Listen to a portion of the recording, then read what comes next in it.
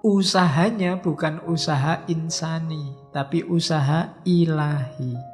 Karena dikasih, maka manusia bukan mencari ilmunya, tapi menyiapkan dirinya agar layak untuk dikasih. Jadi untuk dapat ilmu laduni itu tidak bisa ditransfer. Tidak bisa, kamu tak transfer ilmu laduni itu tidak bisa. Kenapa? Karena syaratnya adalah kita menyiapkan diri kita agar layak ditransfer oleh Allah.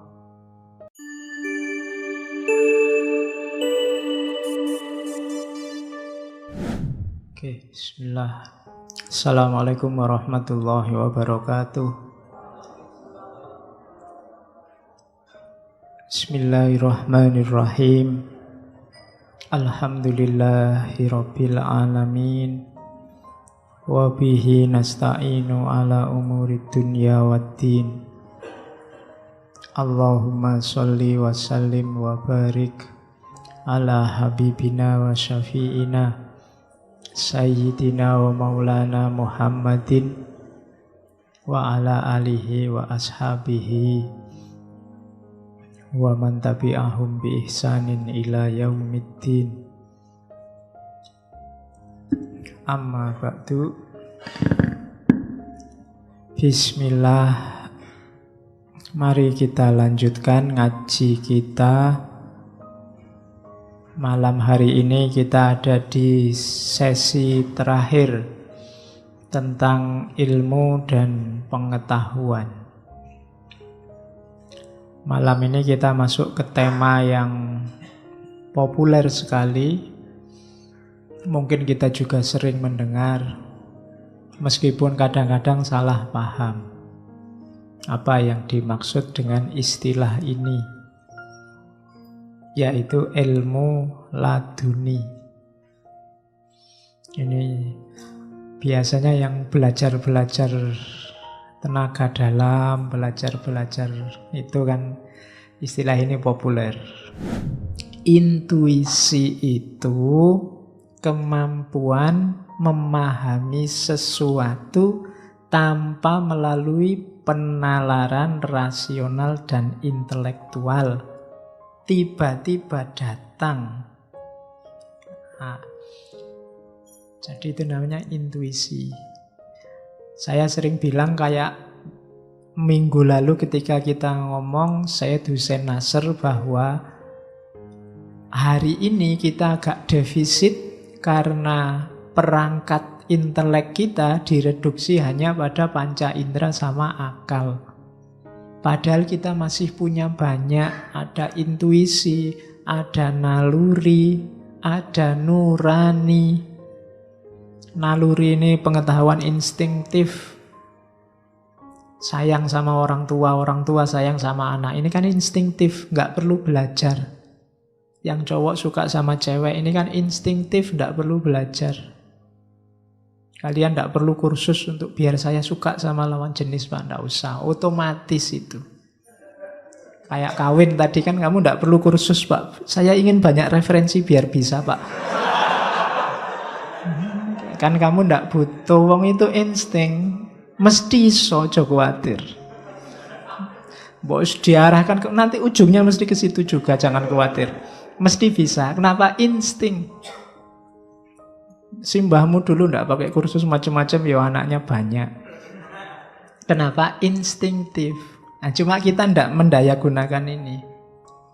Ndak memahami teori ini karena ada banyak yang bisa dielaborasi dari instingnya manusia. Sebagaimana banyak orang sekarang mempelajari instingnya hewan kan. Sebenarnya manusia juga punya banyak insting yang bisa dikaji. Nurani juga begitu. Kadang-kadang kalau ada masalah, kita harus pinter. Ini pakai akal apa panca indera? Atau jangan-jangan ini pakai nurani. Kalau ada nenek-nenek yang maling kayu, ya secara hukum dia salah. Cuma dia malingnya karena sudah tua, tidak punya keluarga, tetangganya pelit. Terpaksa dia ngambil kayu dijual untuk makan. Nah ini kan yang maju bukan hukum lagi, bukan akal lagi bahwa dia salah, tapi nurani, moralitas. Oh, ini juga alat pengetahuan yang tidak tergarap serius di dunia modern. Kenapa hoax, berita palsu, dan yang sejenis itu sekarang merajalela? Karena waktu kita nulis berita palsu, nuraninya mesti tidak dipakai. Tidak sadar yang kita jelek-jelekan, yang kita jatuhkan itu manusia yang punya martabat. Ketika nurani tidak bunyi, ya martabat manusia jatuh. Nah, itu kita juga miskin untuk belajar. Termasuk ini, intuisi. Jadi pengetahuan yang memang di luar rasio. Kalau kalian ngomong, wah tidak masuk akal, ya memang pengetahuannya di luar akal. Jangan hari ini jangan kaget, jangan bingungan kalau ada statement yang tidak masuk akal. Tidak masuk akal bukan berarti salah, bukan berarti keliru. Contohnya intuisi ini, jenisnya banyak. Kalau secara teori psikologi, intuisi itu misalnya ada jenis pertama, immediate apprehension, direct knowing. Contohnya, kalian tiba-tiba pingin baca buku. Ternyata begitu membaca buku itu, oh iya ini informasi yang tak cari-cari dulu. Itu jenis intuisi. Tiba-tiba ingin ngaji. Begitu berangkat ke sini, oh ini temanku lama tidak ketemu sekarang ada di sini. Ah, itu jenis intuitif. Ah, itu kan kebetulan, Pak. Lah iya, tidak rasional kan, tidak masuk akal kan, karena memang di luar ranah rasio, direct knowing. Jadi itu jenis pertama yang sering kita sebut kebetulan atau unconscious mind. Itu pun jenis intuisi. Kayak kalian yang biasa naik motor itu, kan itu tidak pakai kalkulasi. Kadang jalan sempit masuk aja, ya ternyata ya masuk. Itu kan intuisi yang ngisi informasi, tenang aja, aman, masuk. Kayak itu contohnya ya mobil, supir itu kadang-kadang kan ya kalkulasinya kalkulasi intuitif aja, unconscious. Kenapa? Pengetahuannya sudah mengendap, jadi otomatis jalan begitu saja. Tidak pakai dipelajari, tidak pakai dikaji, sudah tahu kebenarannya. Alah, kalau kayak gitu kamu mesti gini deh. Nah, itu unconscious.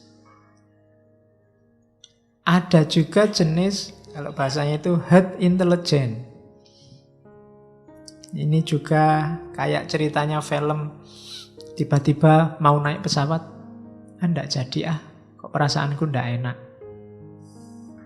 Nah, ternyata begitu nggak jadi naik pesawatnya, kecelakaan. Itu herd intelligence. Jadi ya kayak kalian misalnya besok kalau mau ndak masuk kuliah, bilang aja ke dosennya, kok kemarin ndak masuk, perasaan saya ndak enak, Pak. Iya. Oh. Nanti dosennya bilang, wah kamu benar, ternyata kuliahnya kosong, saya juga ndak masuk. Nah, itu namanya herd intelligence. Batinmu cerdas, bisa membaca yang belum terjadi. Jadi herd intelligence itu yang sebenarnya yang kamu lakukan tidak masuk akal, tapi ternyata di belakang benar juga gitu. Nah, itu berarti kamu peka kalau bahasa itunya. Peka itu secara intuitif namanya herd intelligence. Terus ada lagi direct perception. Direct perception itu ya sama lagi, kebetulan, kayak semacam kebetulan. Sedang butuh uang, tiba-tiba temanmu datang. Kamu butuh uang ya? Aku barusan dapat rezeki banyak. Makan-makan yuk. Alhamdulillah. Itu direct perception. Ada barang hilang, dicari-cari tidak ketemu. Terus kamu putus asa, tasnya kamu banting. Tiba-tiba, oh iya di dalam tas ini. Ketemu sekarang. Itu seolah-olah kebetulan. Tapi ini termasuk jenis ragam pengetahuan intuitif. Kalau dalam dunia epistemologi sering disebut knowledge by acquaintance. Pengetahuan langsung. Saya kasih contoh ya, sains itu juga sering melibatkan intuisi. Seni juga sering melibatkan intuisi. Sains misalnya, Newton ketika menemukan hukum gravitasi, itu kan dia menyimpulkan ada hukum gravitasi waktu nongkrong di depan kampus, terus lihat apel jatuh. Dari situ muncul gagasan, wah ini mungkin ada gaya tariknya bumi ini. Itu intuitif pasti. Kenapa? Karena kenapa saat apel itu jatuh kok enggak kemarin-kemarin? Emangnya sejak kecil sampai jadi mahasiswa enggak pernah lihat barang jatuh? Kan mestinya ya sering. Cuma hanya ketika apel ini jatuh, dia terus sadar ada hukum gravitasi. Sama kayak Archimedes. Archimedes itu menemukan hukum Archimedes waktu dia kungkum. Mau mandi kungkum, airnya tumpah. Dengan tumpahan sesuai rumus Archimedes itu, baru dia bilang, eureka, ketemu sekarang rumusnya. Terus lari-lari telanjang, ketemu sekarang hukumnya, keluar rumah. Sehingga terkenal sekali istilah itu. Itu pasti intuitif. Kenapa? Tiba-tiba ding, datang sendiri. Dipikir enggak ketemu-ketemu, tiba-tiba ketemunya waktu enggak disengaja. Itu intuitif. Sastrawan, seniman itu kan nyari itu, mempertajam intuisi. Karena kalau sastrawan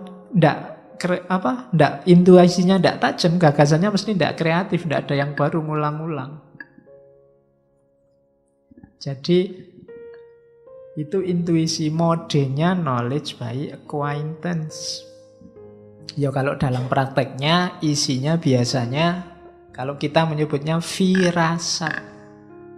Firasat itu gut feeling. Jadi perasaan yang khas atau natural feeling. Ya kayak tadi, rasanya ndak enak ya. Kayak orang Jawa ini kok hawanya sumuk ya, mesti mau hujan. Itu jenis firasat. Ini saya bilang tadi, kalau ini dikelola bisa kita kembangkan luar biasa. Orang zaman dulu lebih canggih daripada manusia modern. Sama kayak kritiknya Hussein Nasr. Orang zaman dulu firasat juga jadi mode pengetahuan. Orang Jawa itu punya teori firasat yang luar biasa. Coba dibaca primbon itu. Itu kan luar biasa. Cara niteni realitas. Orang itu kalau misalnya rambutnya keriting itu biasanya apa? Kalau tai lalatnya di pipi terus cirinya apa? Kalau bisa begitu sampai detail itu dan tebal sekali. Coba dibaca primbon-primbon Jawa itu. Jadi mereka lebih canggih daripada kita. Kita kan untuk ngerti macam-macam kadang harus dibedah lah, harus dipakai analisis teori lah. Mereka enggak, orang Jawa lebih canggih daripada kita. Bayangkan di Jawa itu kadang orang kawin aja dihitung loh. Wetonnya, enggak ada teori weton itu. Donald Trump enggak ngerti itu. Wetonnya apa sama wetonnya apa, ini cocok apa tidak, itu bisa.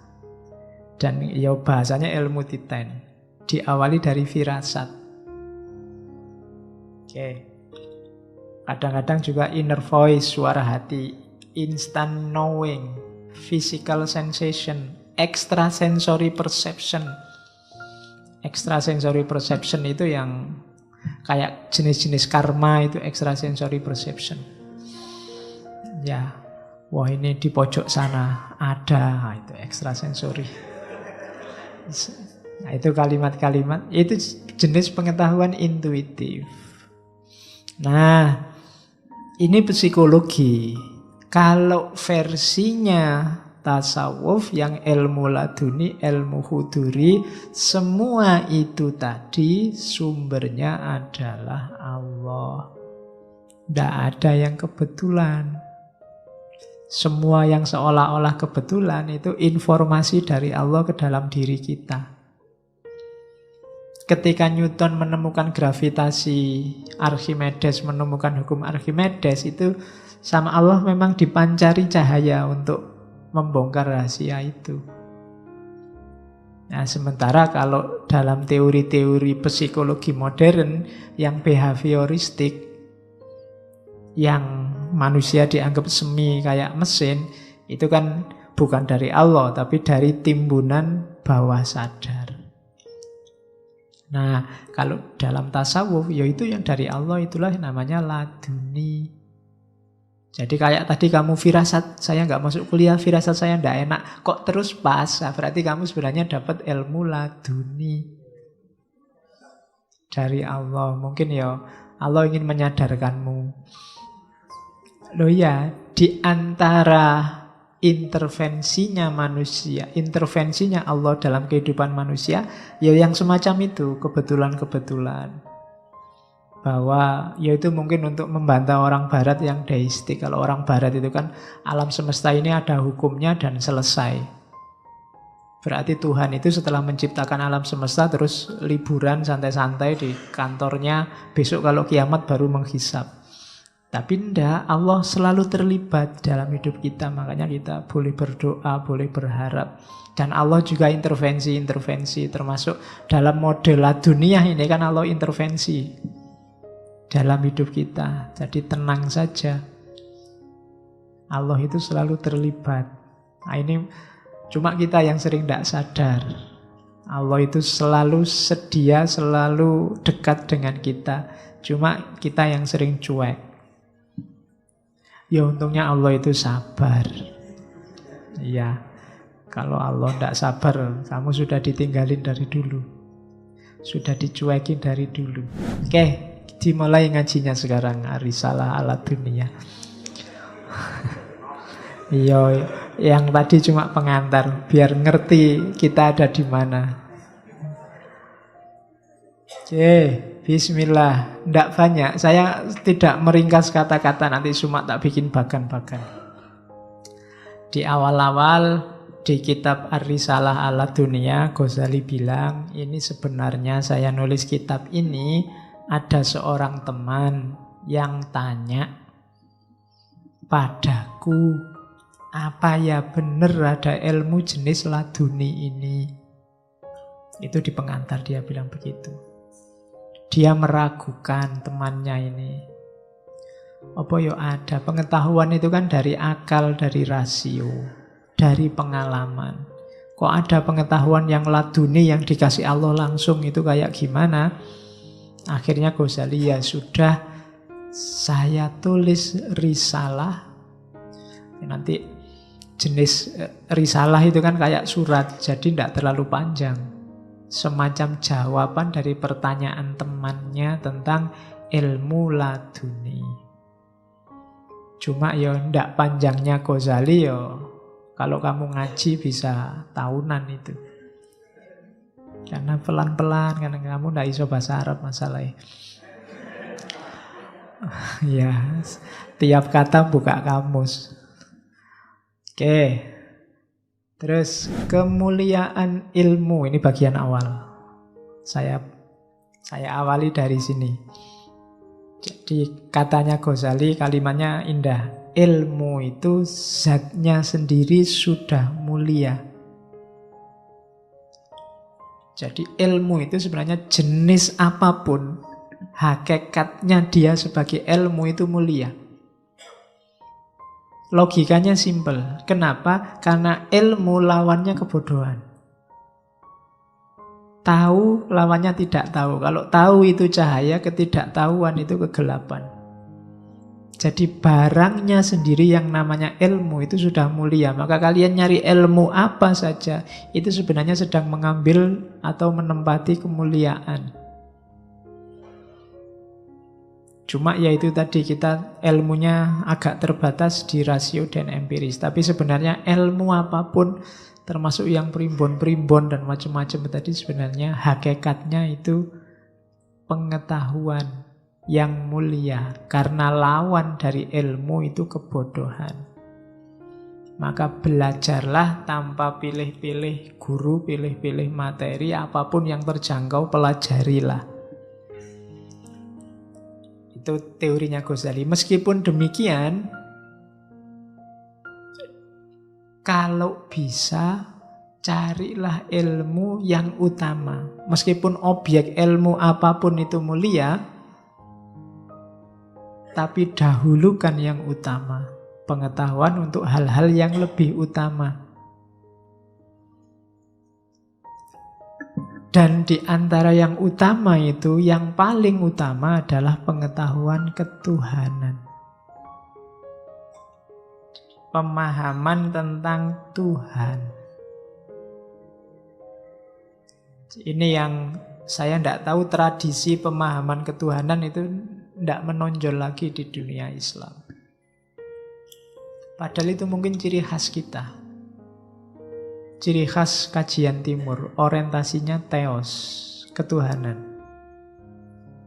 Jadi katanya Ghazali, objek ilmu yang paling mulia itu Tuhan.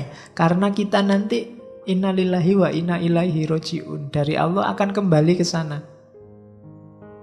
Maka mempelajari, kalau bahasa Jawanya sangkan paraning dumadi, asal-usul dari mana kita datang dan kemana kita akan kembali, itu adalah mengenali Tuhan. Karena kita datang dari Tuhan, kembali ke Tuhan. Datang dari Allah, kembali ke Allah.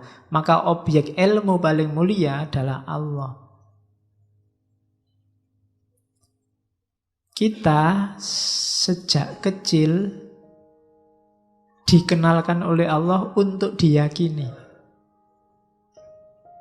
Jarang yang dikenalkan secara dalam atau diarahkan untuk lebih mengenal.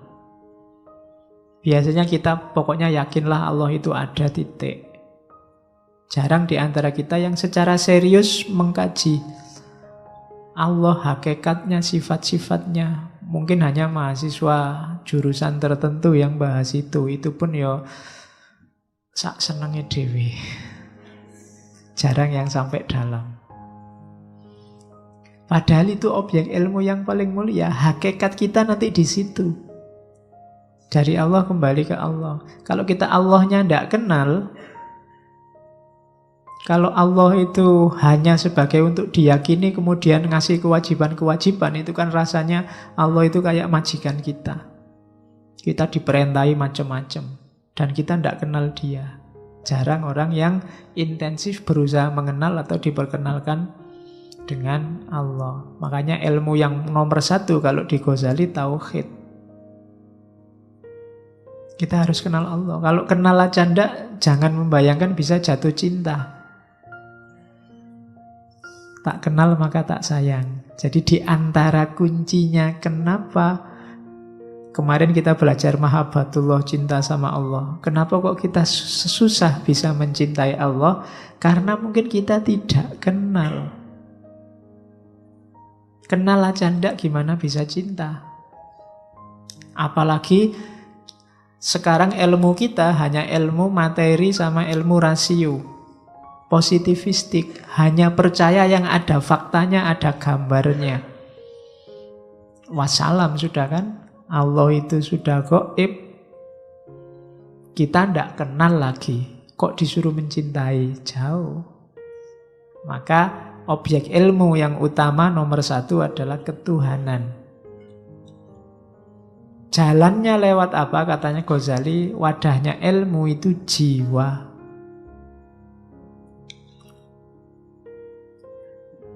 Jiwa kita itu makanannya adalah ilmu. Fisikmu itu makanannya kan?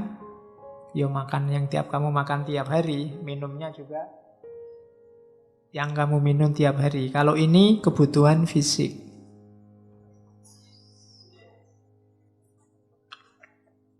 Silakan diminum yang masih ada. Yang sudah habis yo, dicari di belakang kalau masih ada. Kalau di belakang habis, di kamar mandi masih banyak. Oke. Jadi kalau ini untuk fisik, untuk rohani kita, jiwa kita, makanannya adalah ilmu. Dan ilmu yang paling utama itu ilmu ketuhanan, ilmu tauhid. Jadi hari ini tradisikan sibuk nambah ilmu. Bukan sibuk mendebat orang lain. Bukan sibuk gegeran saingan. Bukan sibuk hoax. Jadi hari ini itu cirinya manusia hari ini itu apa? Kalau bahasanya hiperrealitas, hari ini tuh manusia itu epilepsi komunikasi.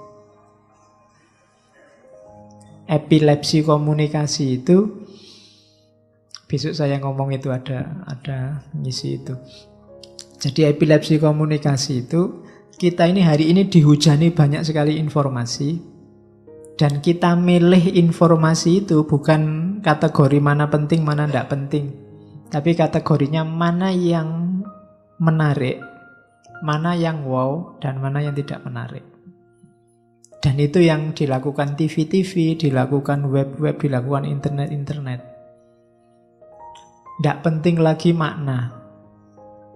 Yang penting wow-nya. Kayak acara-acara TV yang kita sebut di awal itu. Kamu milih acara TV kan bukan kamu butuh atau enggak, maknanya penting untuk hidupmu atau enggak, tapi yang bisa menyenangkanmu, yang menarikmu. Jadi ada keterputusan makna. Itu yang disebut epilepsi komunikasi. Jadi putus-putus rangkaian pengetahuannya. Dipilih yang kamu butuh saja. Akhirnya apa? Media menawarkan yang menarik buatmu saja. Kalau tidak percaya, YouTube misalnya, bukalah video apa yang kamu senang. Setelah itu kamu akan ditawari semua video yang berhubungan, yang mirip dengan yang kamu buka tadi. Google juga begitu. Sehingga akhirnya kamu kerasan. Tidak pernah kamu buka YouTube itu satu terus ya sudah itu saja, wong butuhnya cuma itu. Mesti terus kamu ditawari yang lebih menarik di video sebelahnya, sesudahnya, sebelumnya. Dan itu membuat kita epilepsi komunikasi. Epilepsi itu kan orang meledak-ledak sebentar terus sadar lagi, tapi meledak-ledak lagi, sadar lagi. Oke, itu teori kajian baru. Hubungannya nanti di bukunya siapa? Yang Brodiat. Yang Brodiat nulis judulnya Ekstase Komunikasi. Ya, kapan-kapan ngomong itu. Oke, terus Ghazali mengklasifikasi jenisnya ilmu. Kalau Ghazali, ilmu itu ada dua, syar'i sama akli. Nah, ini kalau kalian nanti belajar atau ngajar filsafat ilmu, bagian ilmu-ilmu keislaman boleh pakai kategorinya Ghazali ini. Ini belum di Ihya. Kalau di Ihya nanti ada kategori etisnya. Kategori etis itu ilmu ada yang mahmudah, ada yang madhmumah.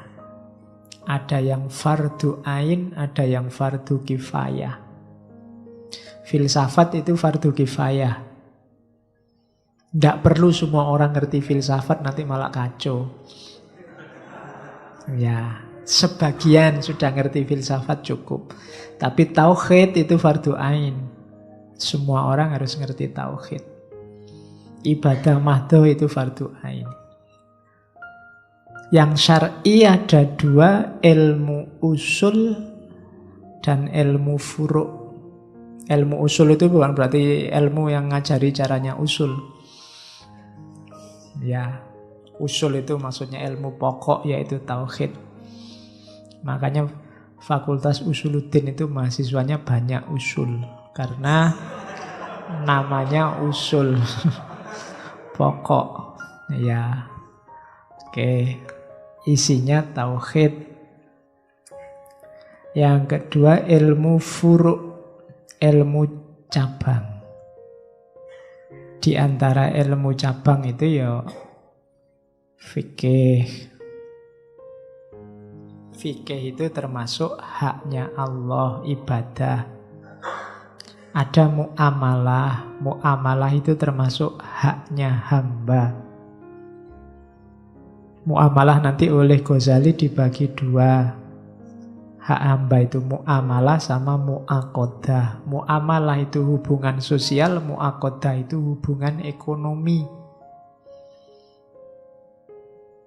Jadi hak Allah, hak hamba, dan yang ketiga hak jiwa. Hak jiwa itu akhlak. moral, etika. Itu termasuk ilmu syar'i. Yang ingin belajar agama, silahkan milih yang diminati, yang usul, yang furu'. Kalau yang furu' boleh milih tentang haknya hamba, tentang ibadah, atau tentang haknya Allah, tentang ibadah, atau haknya hamba, muamalah dan muakodah, atau haknya jiwa, diri kita sendiri secara individu. Namanya akhlak. Terus nanti ada ilmu akli. Ilmu akli ini kalau Ghazali ya logika, termasuk berhitung. Harus belajar. Kemudian ilmu alamiah, fisika, biologi, itu kita ngerti. Kemudian yang ketiga ilmu, kalau kita sebut hari ini metafisika, tentang hakikat realitas. Itu ilmu akli. Jadi ilmu alamiah, fisika, hakikat realitas, metafisika, ilmu tentang berhitung atau cara berpikir namanya logika. Itulah semestanya ilmu-ilmu. Kalau ingin disebut ulama, ya kuasai ilmu-ilmu syar'i, usuliyah dan furu'iyah. Karena ulama itu warasatul anbiya, pewarisnya para nabi, mewarisi syariah. Ada juga yang akli, mungkin yang akli ini yang ulama modern, spesialis, ahli fisika, ahli matematika, ahli logika, termasuk ahli filsafat, itu ilmu akli.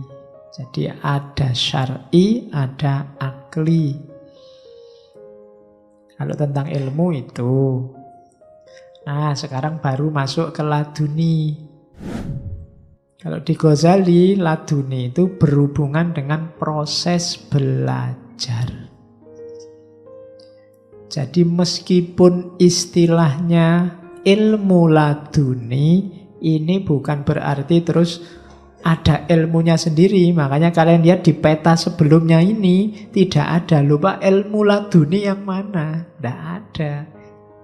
Ilmu laduni itu proses belajarnya. Jadi yo metodenya, kalau bahasanya kampus, epistemologinya itu laduni. Bukan kok isinya apa ilmu laduni. Isinya bisa semua ilmu tadi.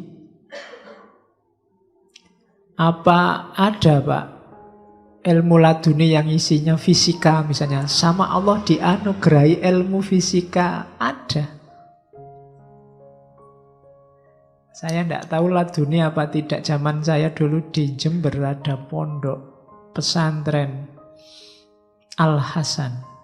Kiainya namanya Kiai Muzammil. Beliau ini tidak pernah sekolah, SD sampai kelas 4. Cuma otodidak belajar sendiri ilmu falak. Sampai kemudian bisa bikin teropong bintang sendiri dan sekarang jadi tempatnya mahasiswa-mahasiswa praktikum. Itu otodidak, nyari bahannya untuk bikin teropong, ya nyari di pasar-pasar, nyari cermin, nyari itu, belajar dari kamera, belajar dari itu. Cuma sampai kelas 4 SD. Kalau ada waktu ke sana. Di sana banyak dipakai praktikum mahasiswa. Jadi, ya mungkin ada bantuan dari Allah ladunia. Lu bayangkan ilmu laduni isinya teropong bintang, itu kan luar biasa. Jadi dia proses belajarnya namanya laduni. Harusnya kalau tidak pernah sekolah formal kan tidak bisa, tapi beliau bisa. Zaman saya ke sana itu yang terbesar sudah bisa sekian ratus meter, kilometer bisa lihat planet Pluto. Zaman itu kan luar biasa, tidak sembarangan. Jadi itu proses belajar.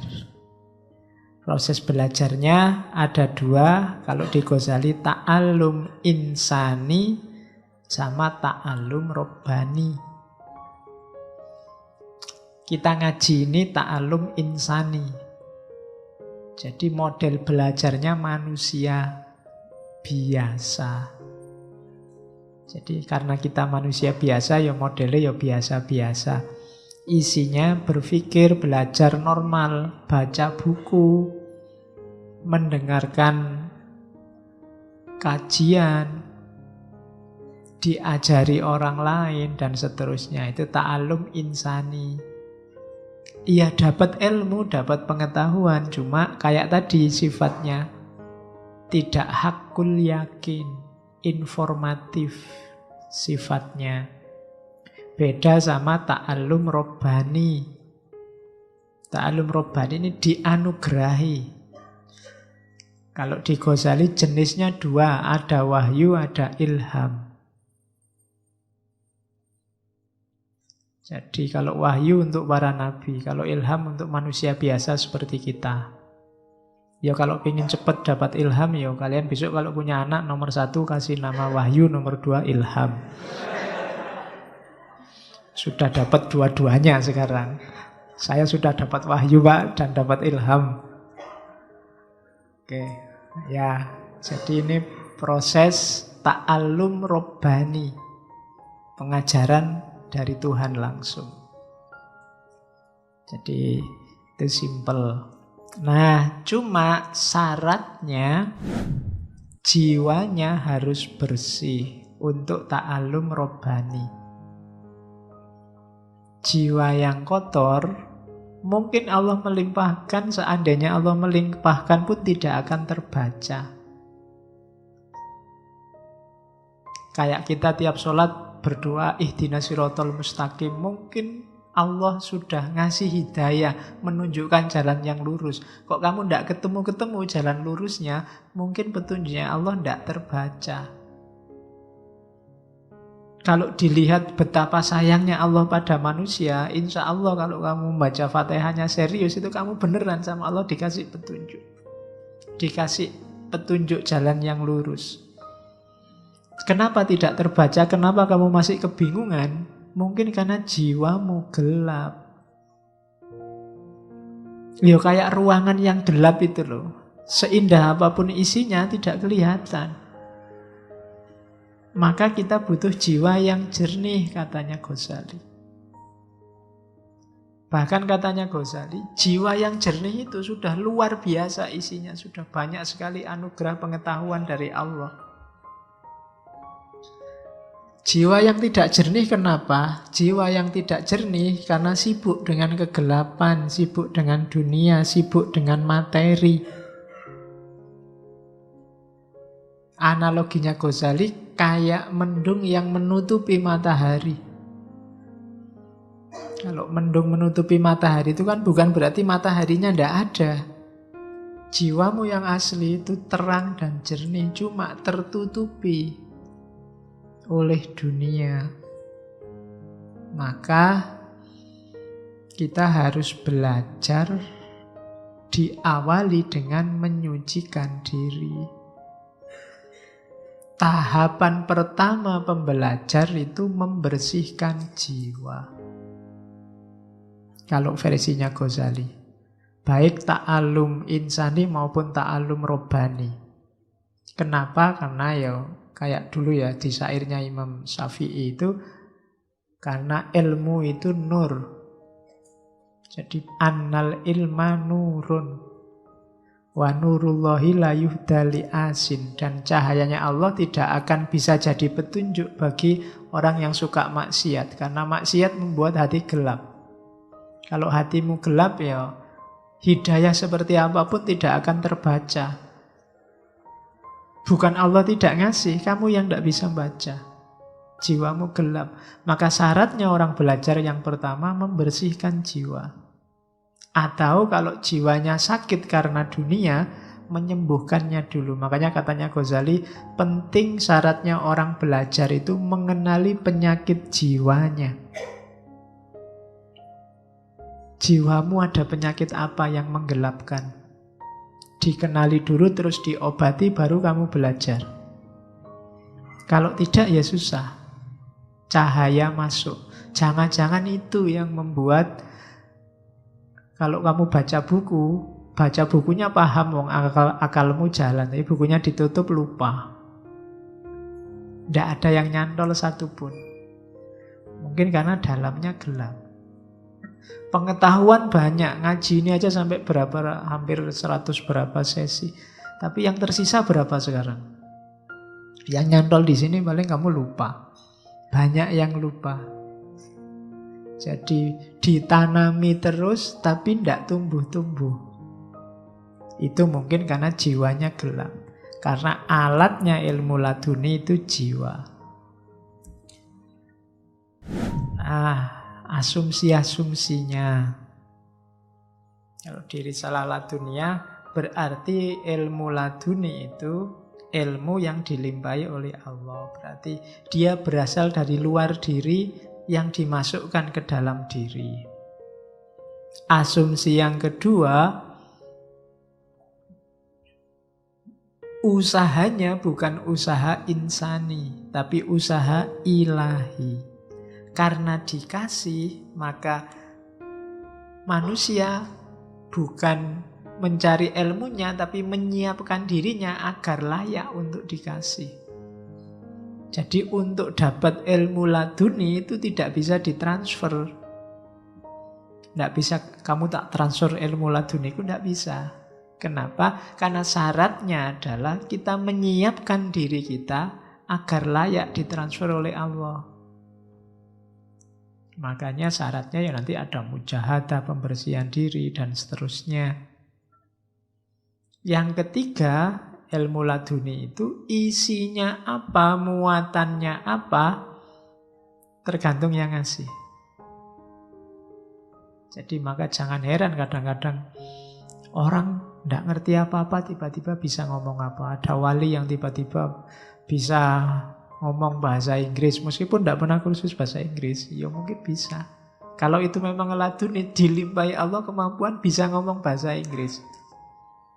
Kalau Allah sayang padamu, pas mau tes TOEFL itu kamu dikasih laduni bahasa Inggris. Ya, jadi kalau pas butuh, pas dapat. Nah itu laduni, tergantung Allah yang ngasih. Ya mungkin saja kalau Allah mau. Cuma syaratnya pasti tidak simpel, pembersihan jiwa. Dan Allah yang tahu apa butuh kita. Allah akan ngasih sesuai yang Allah ketahui tentang kita, yang Allah inginkan atas diri kita. Nah itu laduni. Asumsi-asumsinya itu. Medianya kalbu. Sebenarnya nulisnya nggak pakai K, bahasa Indonesia jadi K. Harusnya pakai Q, kolbu. Cuma kelihatannya di Indonesia kan jadi kalbu. Kalau kalbun bahasa Arab, ya, jadi jelek. Makanya ada lagu yang judulnya Bahasa Kalbu. Oh, itu kalau diterjemah jadi jelek. Itu kan bahasanya kalb. Ya. Jadi harusnya bahasa kolbu. Cuma ndak baku pakainya kalbu. Jadi tadi dilimpahkan ke dalam jiwa, medianya kolbu. Kolb. Maka yang tadi harus jiwa bagian mana yang harus dibersihkan? Itu kolbunya, hatinya. Jangan salah, kalau kita berpikir yang jelek-jelek, yang jahat-jahat, itu yang kotor kolbu kita. Kalau kita melakukan maksiat, yang melakukan tindakan fisiknya, yang kotor kolbunya. Karena efeknya ke dalam. Makanya ada orang bilang jangan suka jahat, jangan suka maki-maki, nanti hatimu yang kotor. Kalau kamu maki-maki orang, jangan dikira yang rusak dia yang kamu maki-maki, tapi kamu yang maki-maki. Kenapa? Hatimu. Semakin banyak kekeliruan, kesalahan, semakin gelap hati kita. Nah itu, padahal dari situlah Allah berhubungan dengan kita. Jadi kolbu harus bening, harus jernih. Karena di tempat itulah Allah mencahayai hidup kita dengan ilmu dan pengetahuan. Nah, selanjutnya, kalau di Risalah Laduniyah, caranya mendapat ilmu laduni ada 3. Yang pertama jelas tadi, dianugerahi oleh Allah. Ya, meskipun rumusnya harus membersihkan jiwa, dalam kasus tertentu mungkin ada orang yang biasa-biasa.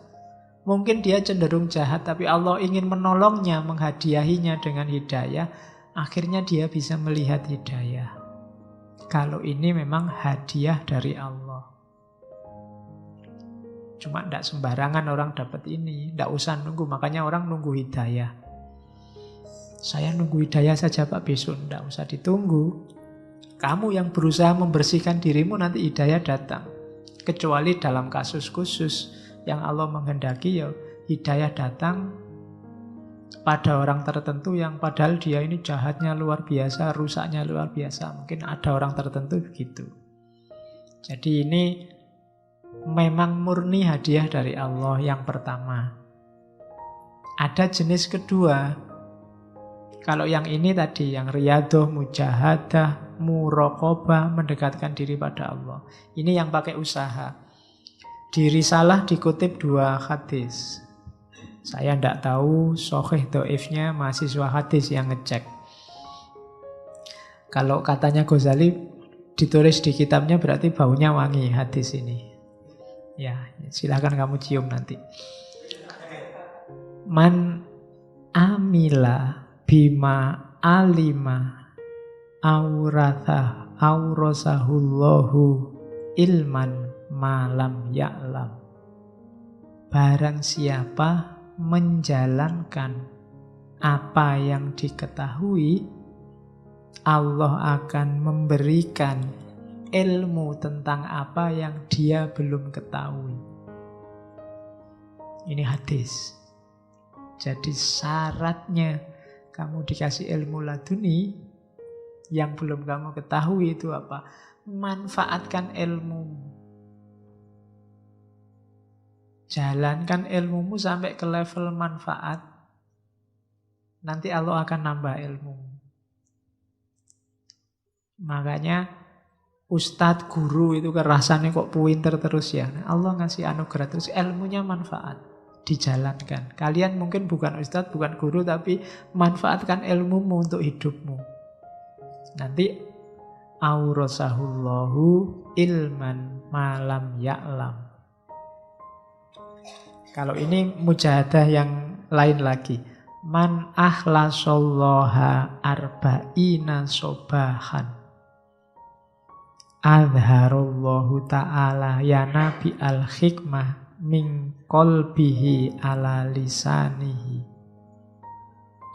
Barang siapa yang ikhlas kepada Allah 40 subuh, 40 hari berarti,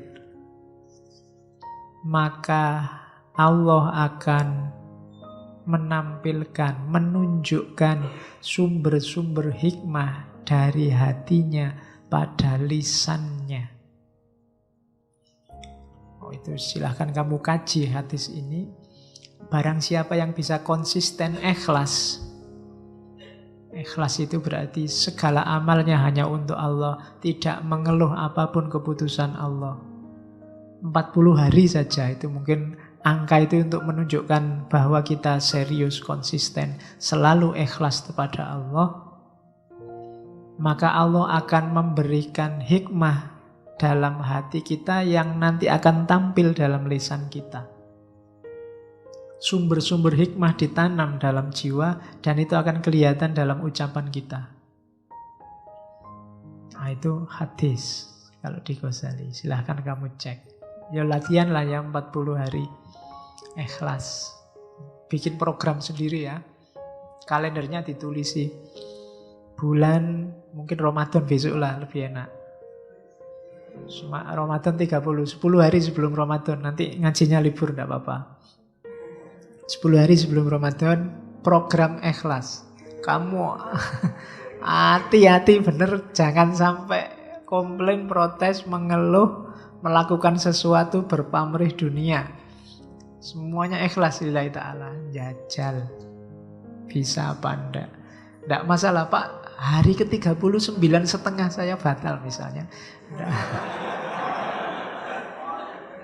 Ya enggak apa-apa. Allah kan sudah melihat usahamu. Allah itu enggak kaku, enggak ndeso kayak kamu. Ya ngerti lah kamu sudah serius. Kalau kurang dikit ya enggak masalah. Allah sudah ngerti keseriusanmu. Kalau Allah menghendaki mungkin enggak nyampe 40 hari kamu sudah merasakan hikmahnya. Boleh dicoba. Wong ini yang memvalidasi hadisnya kan Ghazali. Waliullah yang enggak diragukan lagi. Itu jalan riyadhah namanya. Yang ketiga jalan tafakkur. Kalau ini sebenarnya jalan normal. Kalau kita belajar serius normal pakai akal, tidak masalah. Kayak gini nih gak masalah kalian belajar biasa. Tapi yang serius memang gairah mencari ilmunya luar biasa atau labil ilmi ya tetap lillahi ta'ala. Nanti Allah akan membukakan pintu-pintu kegaiban kalau bahasanya Ghazali. Keseriusan kita akan dibantu oleh Allah. Ini yang seperti saya bilang tadi. Wong kita belajar insani pun ilmunya kan juga dari Allah.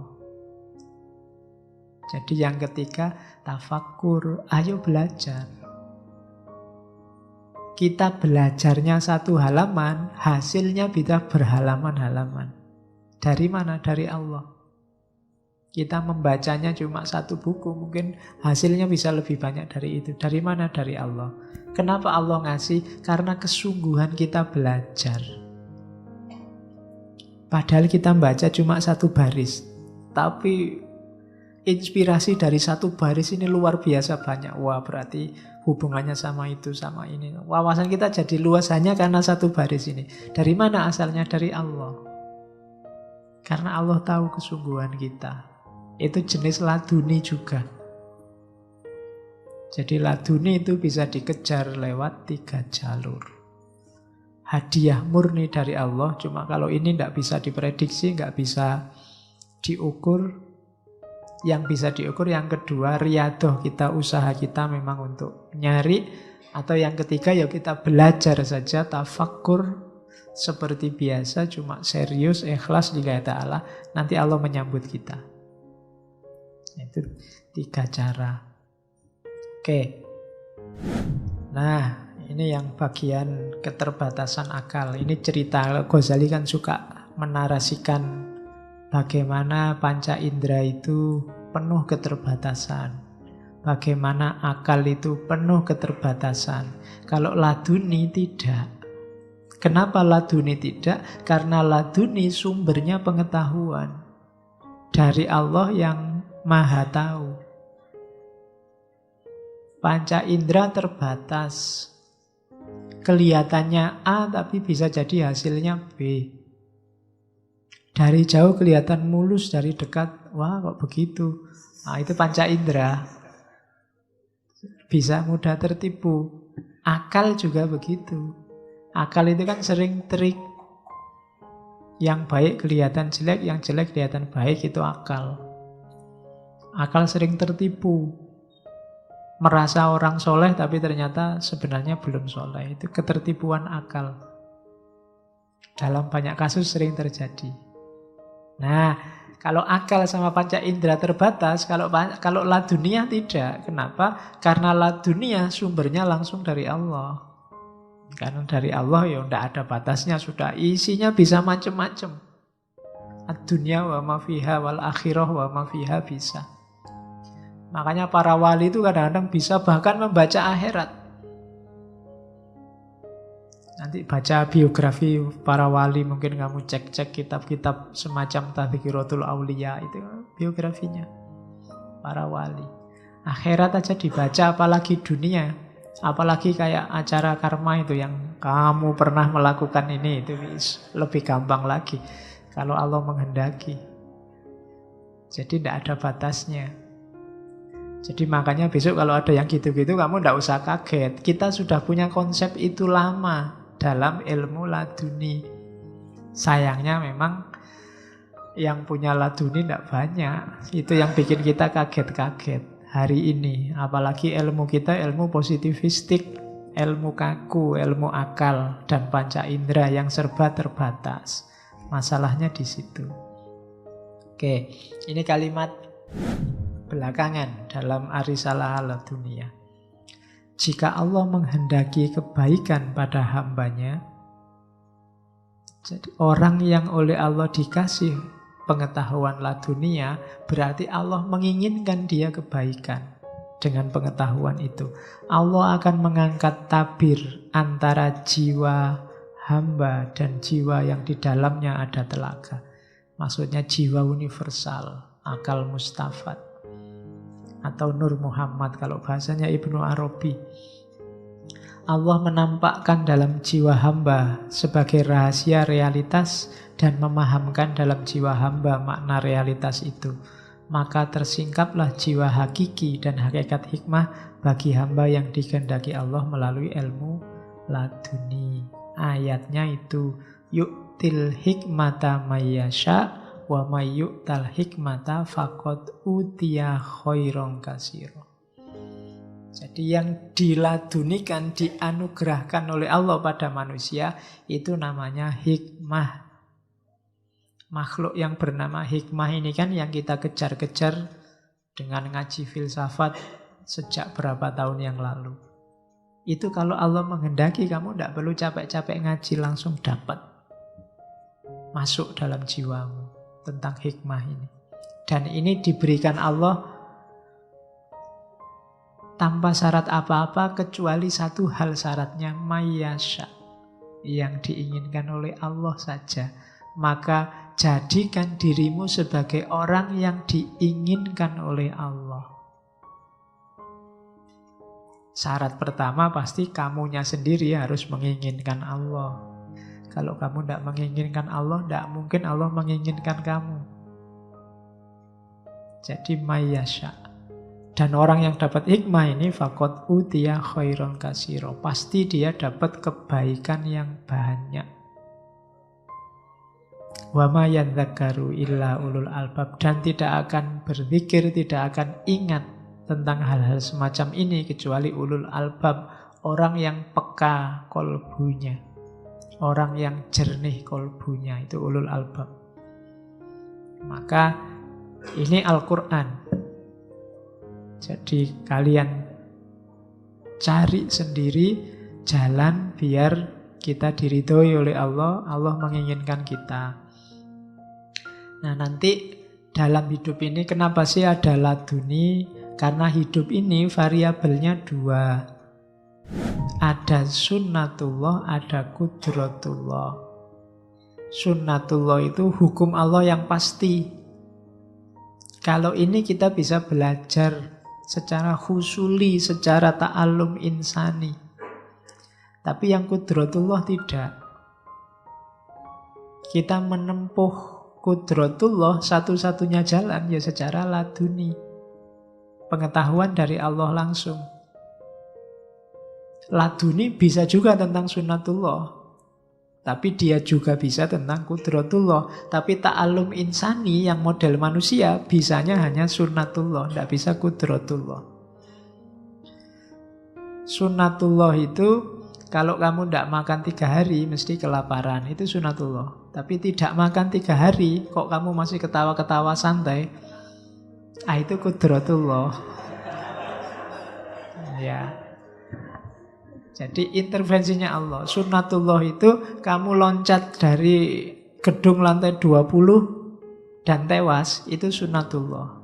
Kita memedomani sunnatullah. Tapi kamu loncat dari gedung lantai 20 kok pas di bawahnya ada truk bawa kasur banyak,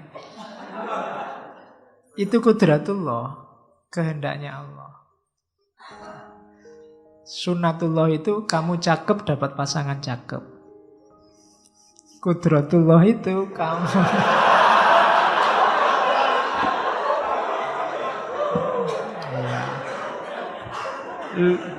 iya, lu contohnya ngono kuwi. Nah, dan Kudratullah saya bilang tadi, kudratullah hanya bisa ditangkap oleh ilmu laduni. Ilmu biasa tidak masuk akal Pak. Tapi betul laduni. Jadi kalau kalian punya pacar cakep, terus ada, wah tidak masuk akal. Loh ini memahaminya pakai laduni. Tidak bisa pakai ilmu biasa. Karena memang itu yang saya bilang tadi, Allah anytime intervensi. Kapanpun Allah bisa intervensi.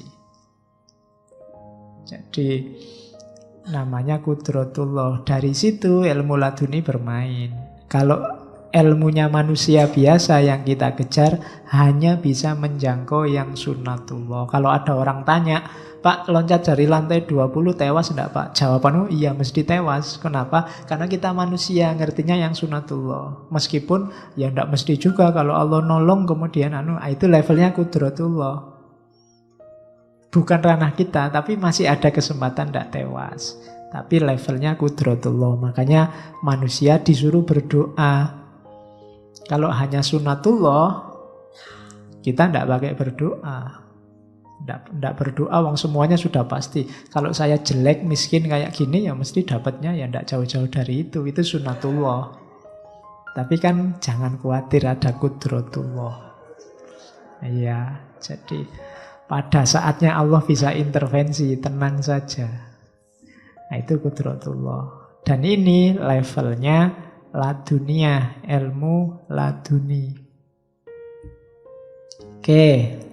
Saya pinjamkan dari Suhrawardi seperti janji saya tadi. Berarti apa? Untuk dapat isroki, bahasanya Suhrawardi, untuk dapat laduni, prosesnya ada 4. Yang pertama penting adalah proses mempersiapkan diri. Ini bagi kita yang biasa-biasa, ini yang berat. Mempersiapkan diri untuk pencahayaan dari Allah, untuk isyrok dari Allah. Ini yang riyadhah, ini yang mujahadah, pembersihan diri. Kalau sudah siap mengalami yang kedua, iluminasi, isyroki. Kalau sudah dicahayai, jangan salah, sampai di titik ini, sampai di nomor 2, itu karakternya ilahi. Tapi begitu masuk ketiga, ini karakternya manusiawi lagi. Memahami, membangun pandangan sistematik, dipahami. Pemahaman ini levelnya manusia. Apalagi yang terakhir, mengungkapkan pengetahuan itu. Ini juga levelnya manusia. Jadi pertanggungjawabannya berarti juga manusia. Ilmu laduninya yang dari Allah itu pasti bagus, pasti baik. Tapi penangkapan kita dan pengungkapan kita itu sepenuhnya tanggung jawab manusia. Jadi akal berperan di mana, manusia berperan di mana dalam ilmu laduni setelah pengetahuan itu diperoleh. Jadi setelah pengetahuan itu diperoleh, terus ilmu ini mau dipakai apa, diungkapkan seperti apa, ungkapan dan pemakaian, pemahaman itu sepenuhnya milik kita. Jadi ilmu laduni itu berarti apa? Proses diperolehnya pengetahuan. Kalau pengetahuannya sudah diperoleh, pengetahuan ini dipahami seperti apa dan diungkapkan seperti apa, itu tanggung jawabnya sudah manusiawi. Level ketiga dan level keempat. Jadi kalau ada orang misalnya, saya dapat ilmu laduni untuk membunuh kamu misalnya. Nah, ya kamu boleh bantah, karena selain kamu tidak ada di level laduni, ekspresi dari pengetahuan itu derajatnya manusiawi. Kayak waktu siapa? Syekh Abdul Qadir dapat, wahai Abdul Qadir, kamu sudah jadi wali, sekarang tidak perlu sholat lagi, tidak perlu anu lagi. Anda, kamu setan. Nah, itu kan penangkapannya manusia. Dipahami sesuai pengetahuannya selama ini. Diekspresikan sesuai situasi saat itu. Maka kamu tidak bisa kok, Pak saya dapat ilmu laduni, besok ke kampus disuruh tidak pakai baju Pak.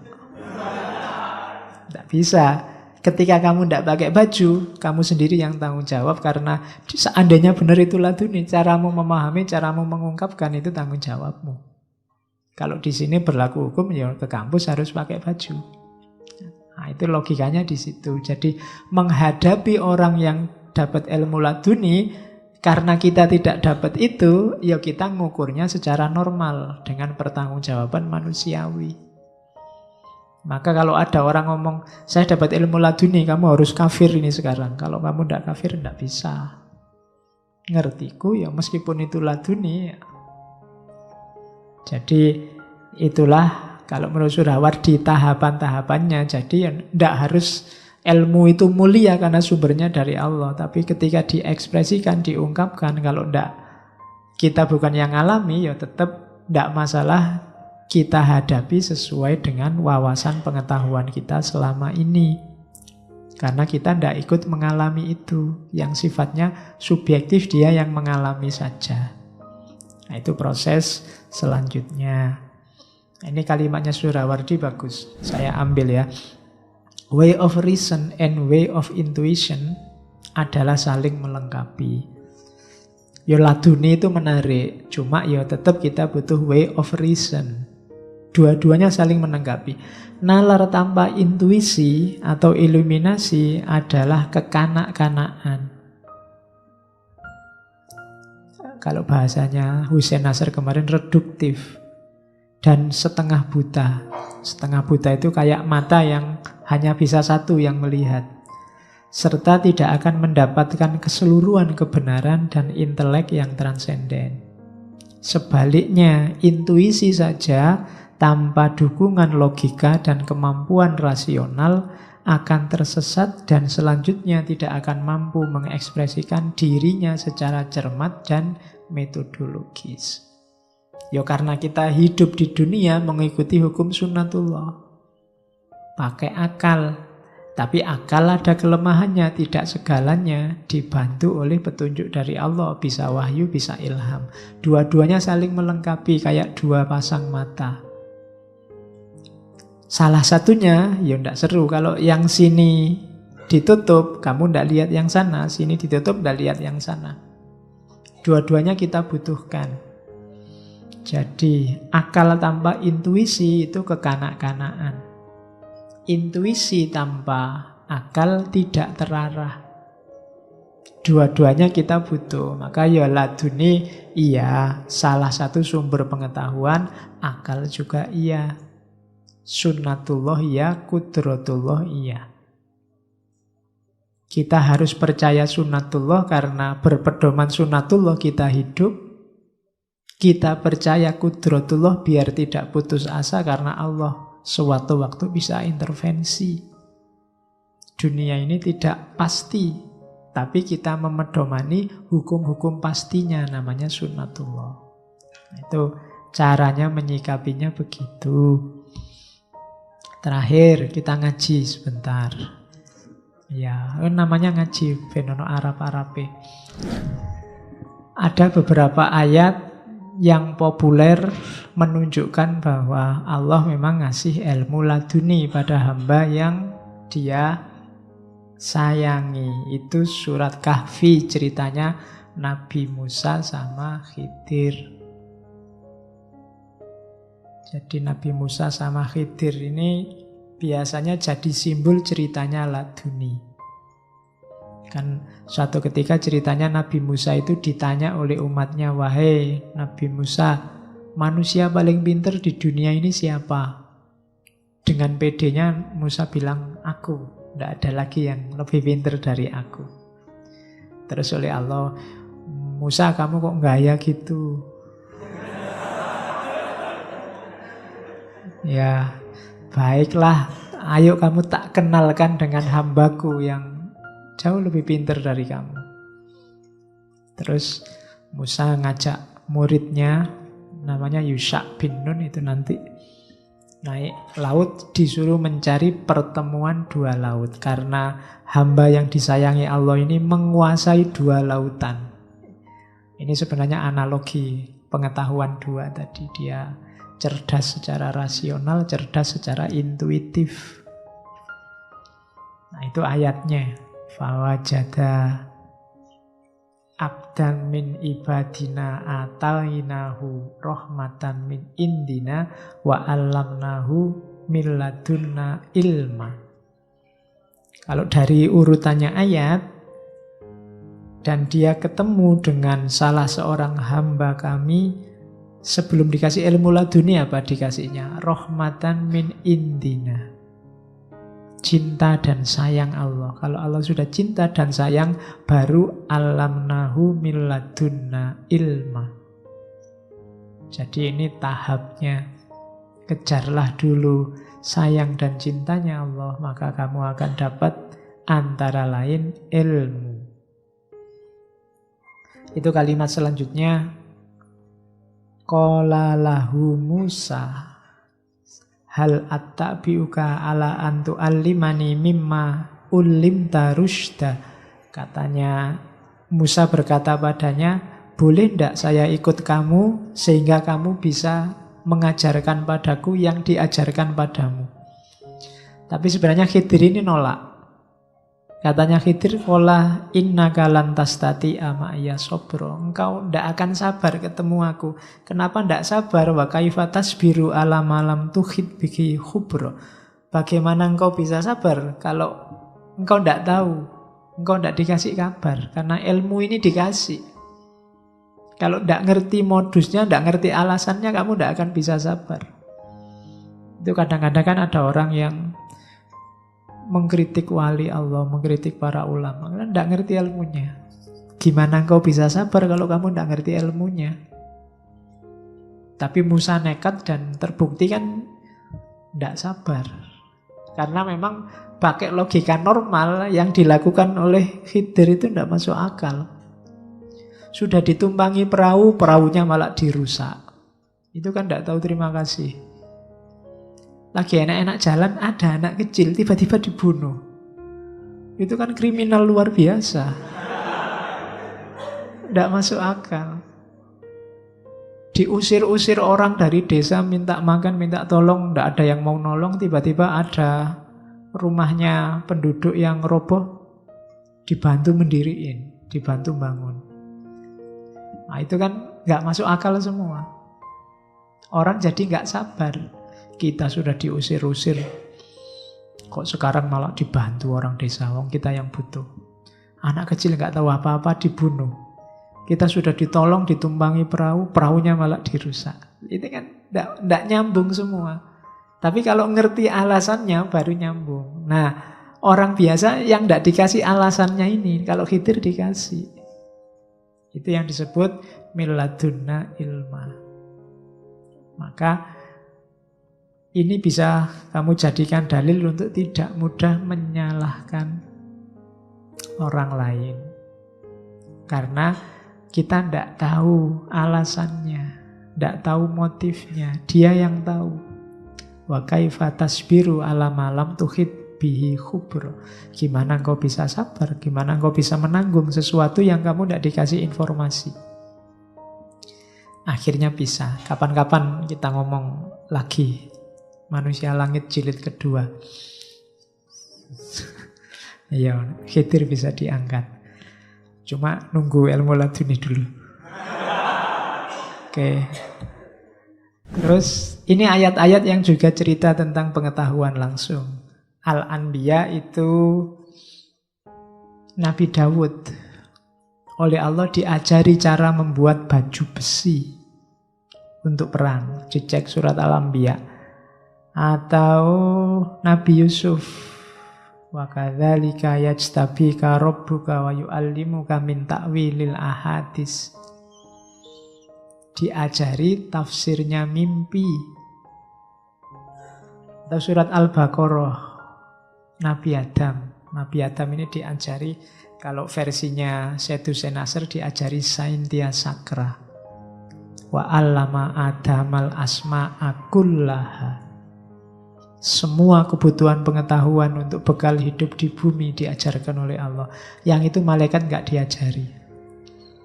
Makanya ketika dites ke malaikat, ya malaikatnya nggak bisa. Nggak diajari. Malaikat itu kan hanya melakukan yang diperintahkan. Nah itu contoh. Ya sebenarnya dalam cerita-cerita banyak. Nabi, para sahabat, itu banyak cerita-cerita yang kayak tadi, kayak Nabi Yusuf itu, Abu Bakar itu punya kemampuan takwil mimpi.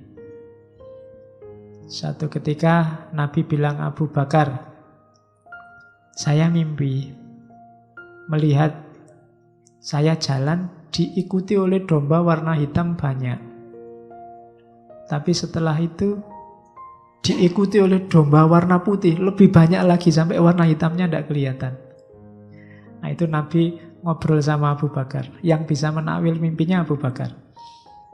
Katanya Abu Bakar, oh itu artinya nanti orang Arab hampir semua akan masuk Islam. Itu kambing hitam. Tapi setelah itu akan lebih banyak lagi non-Arab yang masuk Islam. Itu kambing putih. Sampai yang Arabnya tidak kelihatan. Katanya Nabi Muhammad, pinter kamu Abu Bakar. Jibril juga sudah bilang gitu. Nabi Muhammad ngetes berarti. Ya. Jadi ya kan, ada lagi yang Abu Bakar itu waktu Nabi mimpi, Abu Bakar, aku mimpi kita berdua lomba naik tangga dan aku menang. Aku menang 2,5 tangga. Katanya Abu Bakar, oh itu maknanya Nabi, nanti Nabi akan meninggal duluan, 2,5 tahun setelah itu baru saya. Dan ternyata ya pas. Kekhalifahan Abu Bakar kan 2,5 tahun, terus beliau meninggal. Itu Abu Bakar. Belum lagi Umar, kalau Umar ya lebih canggih lagi. Umar itu enak-enaknya khutbah Jumat terus teriak-teriak. Wahai Syariah, lari ke balik gunung, lari ke balik gunung. Itu teriak-teriak begitu. Sahabat iki lu, orang khutbah kok teriak-teriak ndak jelas ini. Waktu ditanya katanya Umar, ya waktu dia khutbah dia melihat pasukan yang sedang perang di Nahawan, perang di daerah Persia. Itu sedang terdesak mau kalah dan Umar teriak-teriak mengingatkan orang suruh lari, suruh berlindung ke balik gunung. Nah, ini kan pengetahuan ini dari Allah. Jadi Nabi Muhammad kan juga begitu. Waktu Isra Mi'raj, begitu pulang dari Isra Mi'raj, ketemu Abu Jahal. Katanya Abu Jahal, beneran kamu habis dari Masjidil Aqsa? Iya. Berani jamin? Berani. Akhirnya kan orang-orang tak undang ya, katanya Abu Bakar. Ya diundang semua. Jadi orang pertama yang memperingati Isra Mi'raj itu Abu Jahal.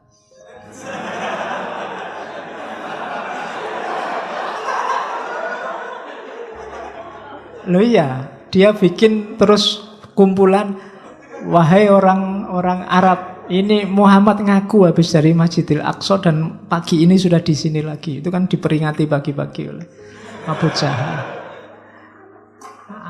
Silahkan tanya. Akhirnya kan mereka ngetes Nabi, tanya Masjidil Aqsa itu kayak gimana, tiangnya gimana. Dan Nabi bisa cerita karena ceritanya Allah ngasih pengetahuan langsung. Jibril datang menunjukkan gambarnya Masjidil Aqsa. Ini kan jenis laduni.